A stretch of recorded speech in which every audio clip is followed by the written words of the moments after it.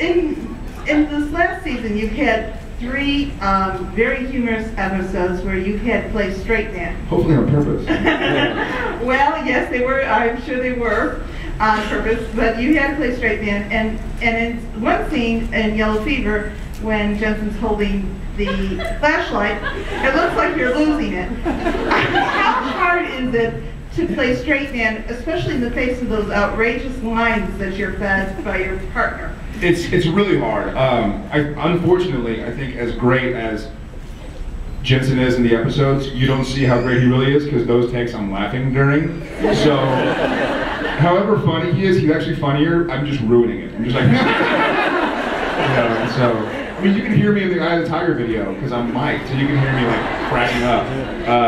It's really tough, and I think it just takes a good director to be like, listen, you know, we need you to stick it together. And the cat scene where the cat runs out of the locker, that was funny. We actually, because they only used a short amount, but we actually ran it for like a minute, and so I'll have to see if y'all can ask Jensen if he can recreate it or something.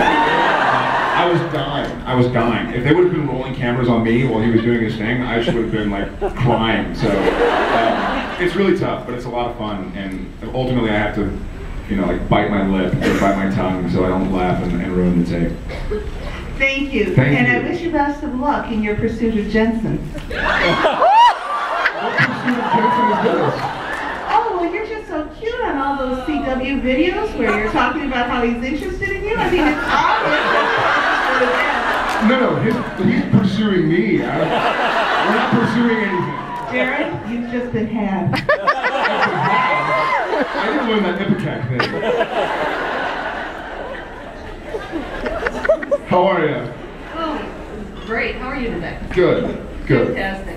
I had the great honor once of interviewing Sarah Gamble. Ooh. And there was a question that I asked her about you that she couldn't answer. So apparently I have to ask you myself. Okay. Given her penchant in the scripts for putting Sam through a horrible torture and angst and everything, do you cringe every time you see her name on a script? I do. It usually means I'm getting naked.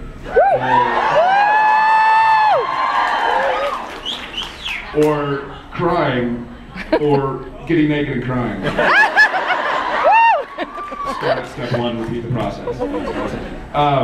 Yeah, it's one of those things that when I know she's written an episode, she is a great writer, but she really understands the character of Sam, and she really vibes with Sam.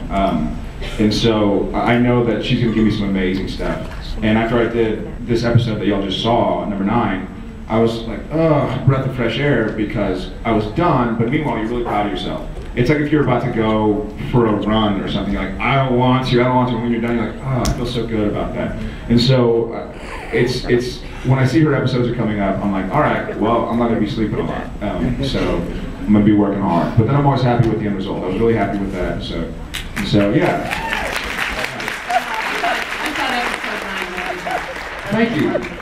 Thank you very much. How are you? Good, how are you? Always good. I just wanted to say that I think The Christmas Cottage is a wonderful film. Oh, it was great. Wow. Thank you. Woo! It was great. And the scenes that you had with Peter O'Toole are just amazing. And Really? I just wondered if you had an occasion or occasions to talk to him about acting in life. I did.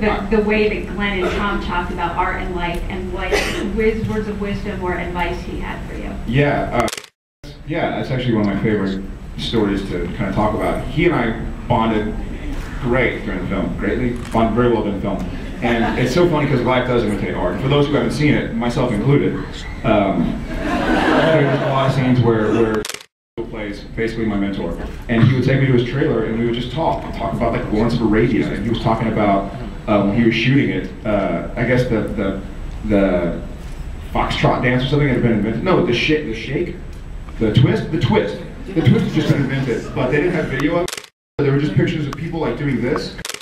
He was showing me what he thought like, and so they would think the twist was like jumping around like that or something. And so he's getting up and like jumping around, like this is Peter O'Toole, like jumping around in the trailer. But He did teach me a lot, and I think I learned a lot. Unfortunately, the main thing he told me was important was preparation. And so what's funny is that, you know, in TV, I shoot most things the day I read them. So you kind of can't prepare because you don't get the scripts at the last second. But anyways, yeah, I'm really excited about the movie. Thank you. Thank you so much.